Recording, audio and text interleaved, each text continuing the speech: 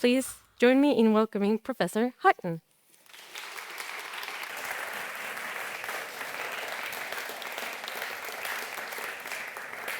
Good evening, ladies and gentlemen. Modern pagan witchcraft, the oldest and most influential tradition of which is commonly called Wicca, is probably the very first fully formed religion that England has ever given the world. The English have produced distinctive and very influential denominations of imported forms of religion, especially Christianity. Wicca seems, however, to have been the first complete religion to have been developed in England itself. It has spread from there in turn to most of the Western world and inspired other kinds of pagan witchcraft that differ from it in some respects. It has also provided the basic template for modern paganism in general. All these qualities are the more remarkable in view of the fact that it is a very radical and countercultural form of religion indeed. From the moment of its appearance, it breached virtually all the conventions of the dominant world religious faiths and of 20th century Western society. This talk is designed to look at its background and suggest as far as possible how it appeared. In the process, it is also intended to establish the characteristics of pagan witchcraft and determine its significance as an aspect of modern religiosity. First, a historical context may be proposed for it, that it is most unusually a religious tradition inspired, admittedly unwittingly, by academic scholars. Its roots run back into the 18th century and the great movement that called itself the Enlightenment. One of the features of that movement was that the people who controlled power in European society ceased to believe in the reality of magic. This meant that they couldn't believe in witchcraft either. They therefore removed the traditional laws that enabled the prosecution and execution of suspected witches. This involved the apparent and deeply embarrassing admission that all the trials for alleged witchcraft, which had peaked only in the previous 200 years, had been a terrible mistake. Somebody had to be held responsible for all those needless deaths, and the reformers blamed two very different groups.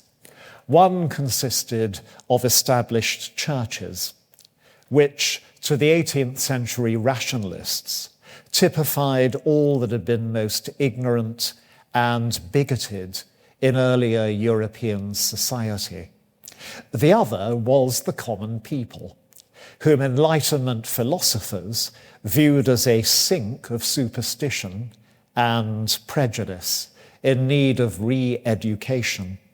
The philosophers' program was therefore to break the power of the churches and improve the masses. It was enacted, but in the subsequent era of the French Revolution, reformers changed their minds about two things. The heroes of the 18th century liberals had been monarchs who, once re-educated, could use their authority to make things better for everybody. The radicals of the 19th century were democrats who wanted to remove the powers of traditional monarchies with those of traditional churches. This meant that the common people could no longer be held responsible for the witch trials, even though they'd produced most of the accusations. Instead, it was necessary to blame the traditional rulers with the traditional churches. The witch trials could be made into a conspiracy by those to brainwash the people for their own ends. Here, the supporters of the old regimes mounted a counterattack, which actually played into the hands of the radicals.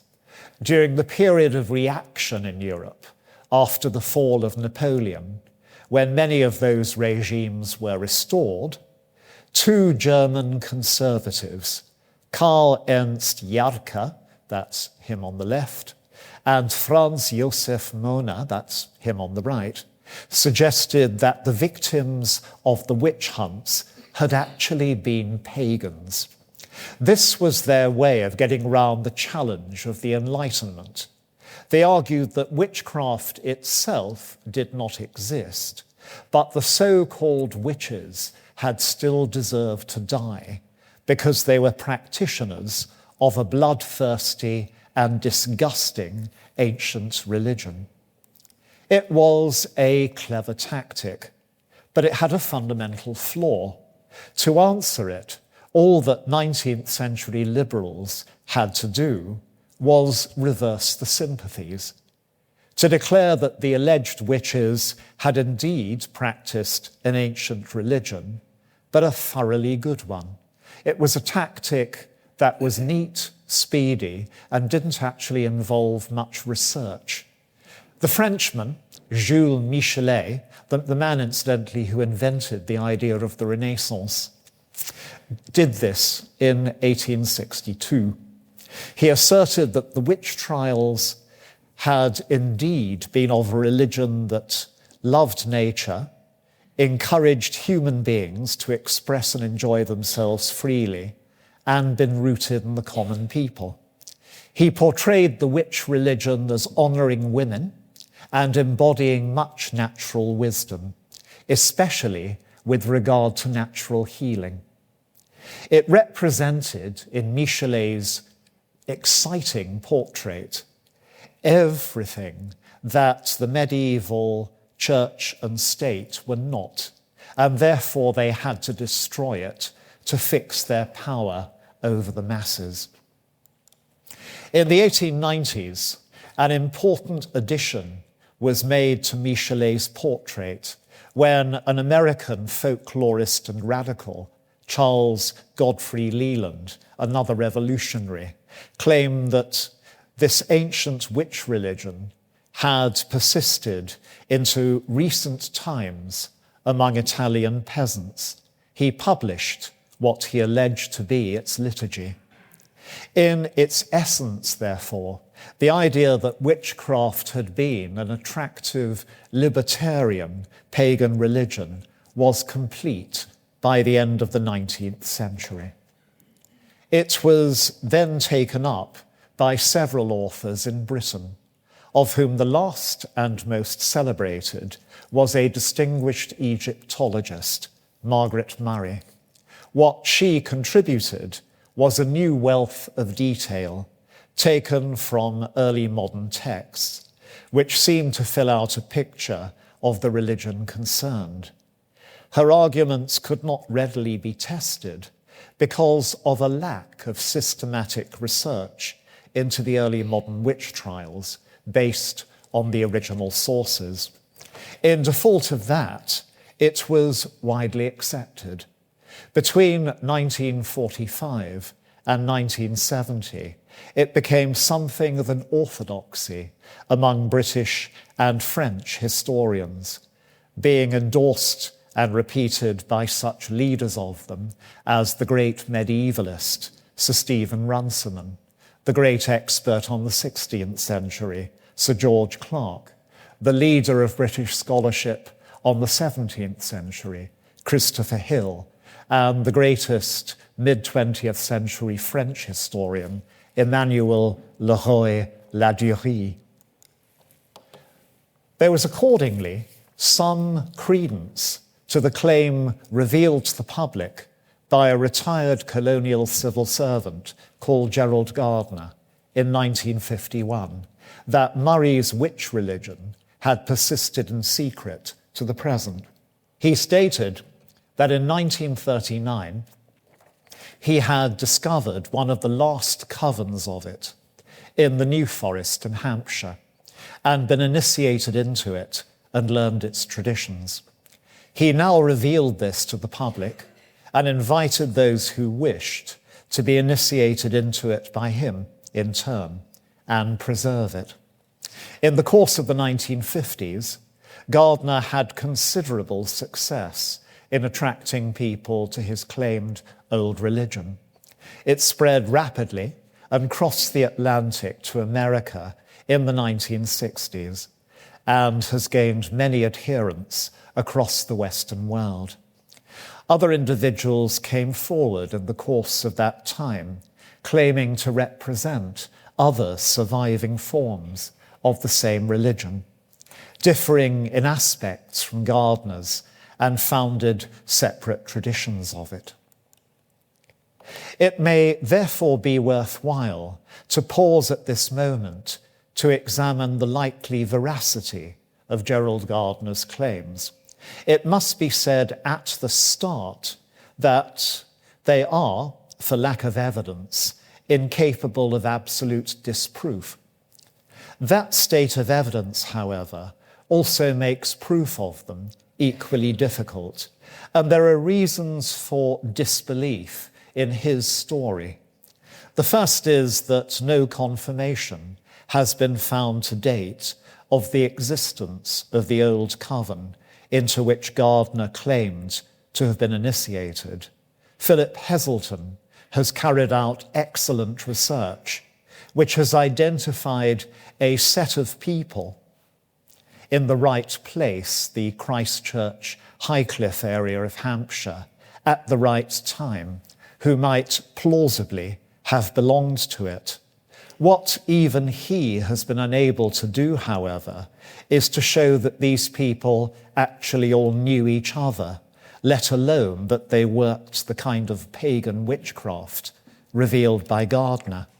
Their interests, which between them amounted to a love of nature, of May Day, of fairies, and of herbalism, or an interest in esoteric ritual of the sort associated with Freemasonic or Rosicrucian tradition, were different from Wicca. The second problem is that Philip Heselton has also revealed much more clearly than before that in the half-decade between the end of World War II and the revelation of Wicca, that's between 1945 and 1951, Gardner had passed through a succession of esoteric religious groups. In 1946, he became a Druid and a member of an unorthodox Christian sect, the Ancient British Church. The next year, he met the famous occultist, Aleister Crowley, and joined his order of ceremonial magicians. When Crowley died at the end of 1947, Gardner was actually offered the leadership of that order in Europe, but he soon gave up the job. Instead, he began to write a novel about medieval pagan witches of the Margaret Murray kind.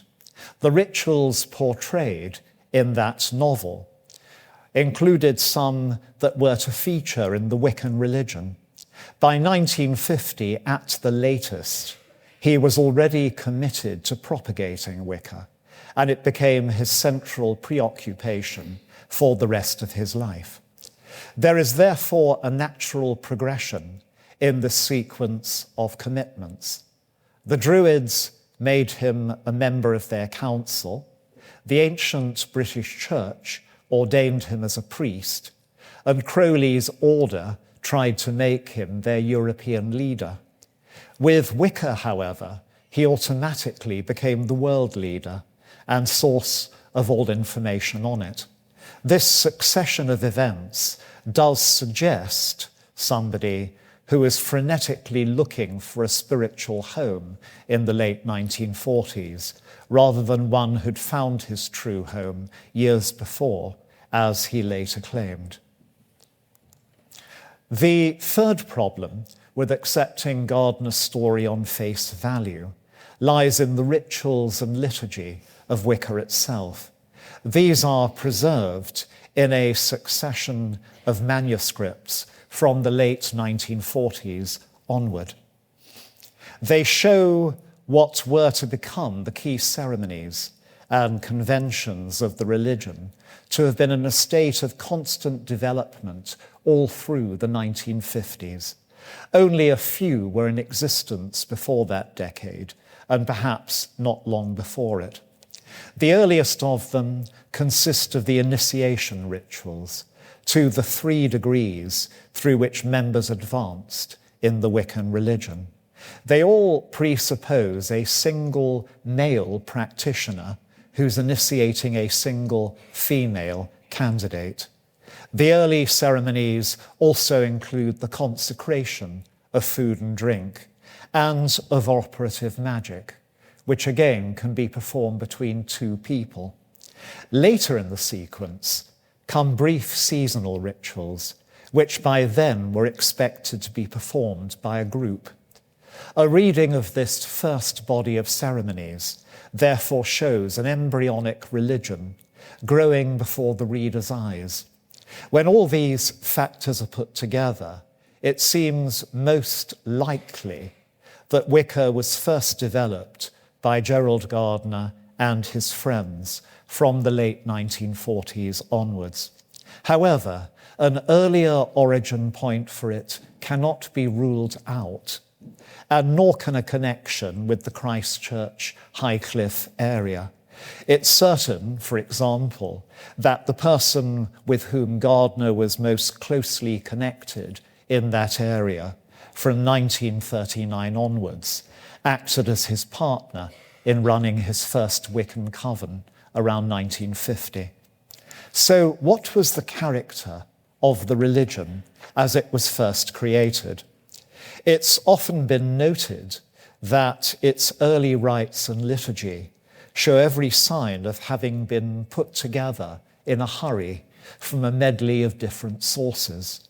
The basic structure of the degree system and of the initiation rituals was taken from Freemasonry, mixed in the 3rd degree with liturgy taken from Aleister Crowley and Charles Godfrey Leland. Parts of other ceremonies were assembled from a modern edition of an early modern magical handbook, from books and articles on ritual magic published between 1926 and 1949, from a poem by Rudyard Kipling, and from more work by Crowley. They also, as I have said, continued to develop steadily through the 1950s. In the initial draft of the ceremonies, for example, only 4 seasonal rituals were celebrated, those which opened the seasons on the eves of February, May, August, and November. These were the festivals declared by Margaret Murray to have been those of her historic witch religion. By 1953, Gardner's main coven, based in North London, was also celebrating the solstices and the equinoxes, the festivals of the modern Druids to whom Gardner still also belonged. These solstices and equinoxes were, however, still treated as lesser events to the quarter days. In 1958, however, Gardner's main coven asked him to give the solar festivals equal status with the quarter days that began the seasons. He agreed, and so the standard 8-festival cycle celebrated by pagans across the contemporary Western world came into being. It's easy, therefore, at a superficial level, to get the impression that Wicca was not only hastily improvised, but derivative and unstable. It could be taken for a cobbling together of second-hand texts to create a framework of an attempted reconstruction of a historic witch religion postulated by writers like Michelet, Leland, and Murray. And while there is some truth in that, from the beginning, Wicca also contained major elements that were unique to it and marked it out as a distinctive and viable religious tradition. One was its concept of divinity. It rejected the monotheism of Christianity, Judaism, and Islam, and of Western esoteric systems that had evolved in a Christian culture, such as Freemasonry, Rosicrucianism, and the Druidry to which Gardner belonged. Wicca also, however, rejected the polytheism of historic paganism, with its local pantheons of many different deities and demi-deities. It depended instead mainly on a divine partnership between a goddess and a god, who represented between them the creative and sustaining powers of the cosmos. They could be identified with many different historic deities, but were essentially unitary beings, the goddess and the god. They represented simply the most popular female and male pagan divine forms of Western culture since 1800. The goddess was the one identified with the earth, the natural world, and the night sky, celebrated ever since the Romantic poets. The god was the dynamic horned one of nature, who had been prominent in literature and art as Pan, and became known also as Cernunnos, or simply as the archetype of the horned or antlered Lord of the Wild. What was distinctive about Wicca was not merely that the two of them were stably joined as partners, but that the goddess was the more powerful and important. This was reflected in the human sphere of the religion as well. Wicca was based on small groups, usually 5 to 12 strong, called covens. It still is. These were led by a high priestess and a high priest. They operated in partnership, but the priestess was the more senior and important partner. The Wiccan concepts of deity developed in details during the first 10 years. For example, the god, who had at first been associated primarily with hunting, winter, and death, became linked to the sun as well. The basic framework, however, never altered. The second major and distinctive characteristic of the new religion was its concept of an afterlife. It embraced the idea of reincarnation of human souls into new bodies, which had been popularized in the West by Buddhist and Hindu thought since the late 19th century. It gave this concept, however, its own addition. It taught that people who'd been especially attached to each other in life could reincarnate in the same places and times. This enabled them to maintain their bonds of attachment through generations. Wicca thus immediately set out an original and unusual answer to each of the two great questions with which any religion needs to reckon: the nature of the divine and the fate of the soul. Other distinctive features were provided by the fact that its initiates were both priestesses or priests and witches. In one sense, this was just a consequence of the model provided by contemporary scholarly orthodoxy, that the main surviving paganism of Western Europe had been that persecuted and largely wiped out as witchcraft. This dual identity, however, provided Gardner and his companions with great potential. It meant that the main activities of coven meetings were the working of operative magic, mostly aimed to help other people. This also involved a shift in relations with the divine. The goddess and god, and the elemental and ancestral spirits also invoked at meetings were not there simply to be worshipped, but as active partners and participants in the magical operations. Moreover, Wicca imported from traditional ceremonial magic what became its central religious act, the invocation of the deities, and especially the goddess, into the bodies of members of the coven. These would then speak on behalf of the deities, either with set texts or in spontaneous, oracular fashion. This was a direct derivation from the magical practice recorded from ancient times, whereby spirits or even deities would be invoked into a human being by the magician.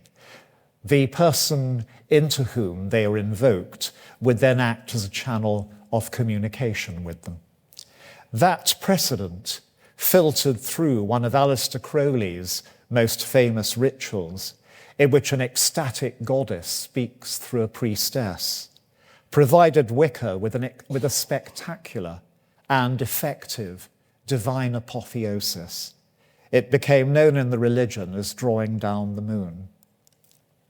All three of the major features corresponded to Gerald Gardner's own tastes: the reverence for women and the joy of working with them, his belief in group reincarnation, which was made a key plot device in his first novel, published before even he claimed to have encountered Wicca, and his interest in witchcraft and magic. Two other strikingly unusual aspects of Wicca, early Wicca, also reflected his tastes. One was that its initiates worked together nude. There were sound historical precedents for this. Artists had traditionally portrayed witches as meeting together naked. This in turn drew on a worldwide and timeless tendency to believe that magic in general should often be worked nude. It provided, in disrobing, a very easy and dramatic separation of magicians from their everyday selves.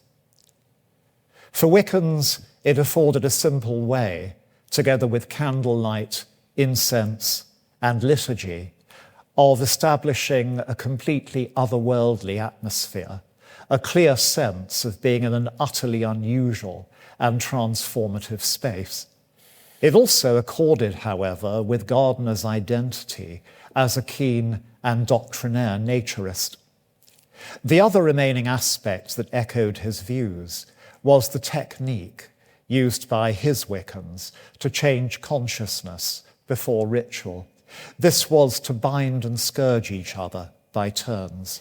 The scourging was gentle and rhythmic and hypnotic. The binding intended slightly to restrict the blood supply. The combined effect, if successful, was a light state of trance. This was very definitely Gardner's own preferred method to achieve an altered mental condition before magic. It was not because he was a flagellant, for which there is no evidence. It was because he was an elderly asthmatic, for whom other means of entering trance, like dancing, chanting, or taking mind-altering substances, were unsuitable. He himself emphasized that other people were welcome to use other means to change consciousness before ritual, and specified at least 7. Nevertheless, this method of his was the main one embodied in early Wicca. Both aspects have to some degree atrophied subsequently. Most Wiccans have abandoned the binding and scourging, save as an ordeal on initiation. Many have also taken to robed ceremonies, although many also retain ritual nudity. What is very clear is that Gardner's Wicca was a counter-cultural religion of sensational boldness. As said, in so many ways, it crashed the barriers of Western religion and mores in the still very conservative mid-20th century. These features also positioned it to benefit greatly from the changes in social and cultural convention which occurred in the second half of that century. In many ways, it was the association of paganism with witchcraft that enabled it to do so, by connecting with three of the main historic currents of the late 20th century. The first was feminism.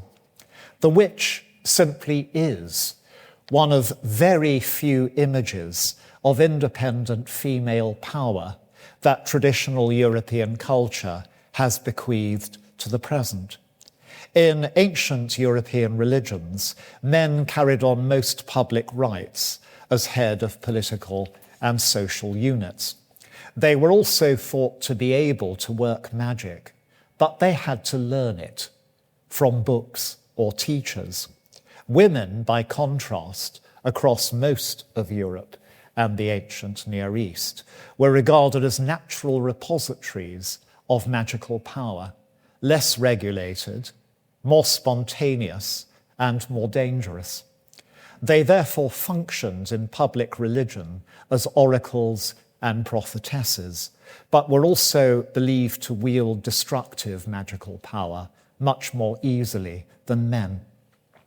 The identification of witchcraft with female power in most of Europe therefore runs very deep. Wicca, as said, accorded women primacy and power on both the divine and the human levels. The second current with which Wicca connected was environmentalism. Witches were traditionally supposed to understand nature because their meetings and rites were secret occasions held away from public view in meadows, woods, and mountains. This association with the wild and green stood them in good stead in a modern age which went on to reckon with full-blown ecological crisis. In its first 20 years, Wicca identified itself more as a fertility than a nature religion. This echoed the insistence of early 20th century academics, including Margaret Murray, that fertility rites had been what ancient paganism was all about. From 1970, however, its leaders responded to the new interest in the ecosystem to define Wicca as a religion focused on a sacralized natural world. A third late modern cultural current, which it rode perfectly, was that of individual self-expression, self-realization, and personal growth. Early modern people had officially believed that witches were enslaved by Satan and found his promises of reward barren. In the fantasies woven around witches, however, they seem, by contrast, to have been having an absolutely wonderful time. They were made into key traditional images of misrule, disorder, and freedom from moral restraint, and were clearly hugely enjoying themselves. This element of abandoned revelry and full-blooded taking of pleasure easily turned into a modern icon of liberation for the witch figure. It enabled modern pagan witches to function as a religion which celebrated the joys of living, and above all of sexual union, as things sacred in themselves. From the start, Wicca put up some safety barriers against the excesses of libertinism. It may regard sex as sacred, but in none of its rituals are any of the participants obliged to have sex. Actual sex is not in fact necessary to any Wiccan practice. Likewise, within a few years, Wiccan tradition had incorporated two texts to ensure that self-expression should not become irresponsible. One was the injunction, "Do what you will and harm none." The other was the dictum that the effects of any magical workings return upon the magician 3 times over. It remains to be seen, in conclusion, how pagan witchcraft developed during the remainder of the 20th century. Here it is necessary to consider 3 more figures. The first is Doreen Valiente, who was one of Gardiner's early initiates and became his greatest high priestess. She composed much of the standard Wiccan liturgy, especially that for festivals and the manifestation of the goddess, drawing down the moon. After she and Gardiner quarrelled, she continued to write more pieces that became incorporated into the practice of Wiccans and other pagan witch groups. She indeed actively encouraged and participated in some of the forms of pagan witchcraft that appeared in the wake of Wicca. They seem to have been inspired by it, as none can be proved to predate it, but they differ from it in substantial details. Doreen Valiente also went on to write extensively on pagan witchcraft, commence research into its history, and design the first self-initiation program and liturgy for solitary practitioners. She remained a major figure of the religion until her death in 1999. The second important personality is Alex Sanders, a working-class man from Manchester who bid to become the leading figure in Wicca after Gerald Gardiner died in 1964. He claimed to derive from an independent lineage of the same religion. This claim is now generally discounted, as his set of ceremonies was basically that employed by Gardiner's Wiccans at the time when Alex Sanders came into contact with them. Nevertheless, he augmented them significantly and made 2 major contributions to Wicca. The first was to give it a massive reinforcement of publicity and secure it a huge number of new recruits. Taking the public title King of the Witches, he played the mass media fearlessly and skillfully for 10 years, becoming the best-known pagan witch. He was aided in this by a move to the West End of London and his marriage to a young, stately, shrewd and glamorous woman called Maxine, who's in the picture with him, who became an ideal partner for him in all his endeavours. His second component was to invest the Gardnerian ceremonies with a greater component of ceremonial magic from a range of sources. His branch of Wicca became known as Alexandrian. This was partly, of course, a recognition of his own central part in it. He was called Alex, but also of its inquiring eclecticism, bonded by the original Wiccan texts.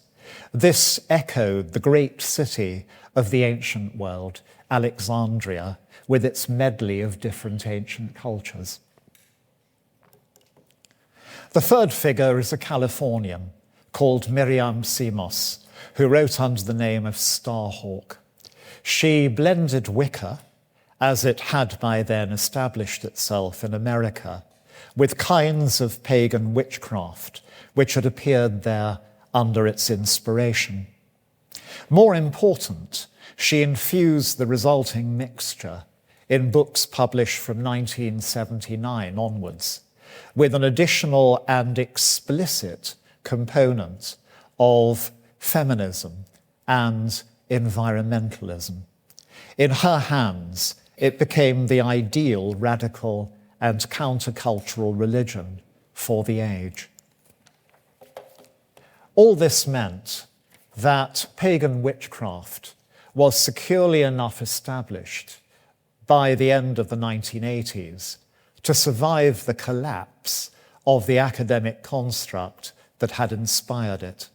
From the 1970s, sustained scholarly research commenced into the early modern witch trials. This revealed, it seems unequivocally, that the people accused of witchcraft in those trials had not been members of any surviving pagan religion. It also revealed that, especially in some areas of Europe, pre-Christian beliefs may have coloured the stereotype of witches and their activities, but that is not the same thing. This removed the origin story for Wicca, which had given it, especially as promoted by Gerald Gardner, the claim to be a continuously surviving ancient religion. Indeed, as characterised by Leland and Murray, it had been termed the old religion of Europe. By the 1990s, however, Wicca and other forms of modern pagan witchcraft were so firmly embedded and had made such a clear and distinctive contribution to late modernity that they did not need the old origin mythology. After all, many important religious movements of reform and renewal have launched themselves by claiming not to be innovations, but a return to primeval and original forms of their tradition. The Protestant Reformation and Muslim, Judaic, Hindu and Buddhist religious renaissances have all taken this form and gone on to refresh and galvanise world faiths. By 1990, the leaders of British Wicca had established the historical revisionism, the idea that Wicca was a religion which had appeared in the 20th century, although it incorporated many genuinely ancient images and ideas, and it embodied some of the strongest and most powerful cultural impulses of Western Europe in the last 200 years before the late modern era. Most of Wiccans and pagan witches in other nations also accepted the revisionism, though sometimes with more local opposition, which continues. We have, therefore, in this story, a splendid paradox. What Gerald Gardner and his companions revealed to the public was billed as having the peculiar merit of being the planet's most ancient religious tradition, extending ultimately back to the Stone Age. What they had provided instead was a viable and successful tradition that was especially well suited to radical late modernity, feminist environmentalists, and embodying responsible self-expression and personal growth. It did draw on ancient images and ideas, and as said, on major cultural currents of the 19th and 20th century, to provide a robust vehicle for a very contemporary and dynamic spirituality. It furnishes not only an exemplary case study of the appearance of a modern religion, but one of the ways in which the present can employ images of the past to create the future. That makes the study of the history of modern pagan witchcraft a particularly inspiring one for a historian.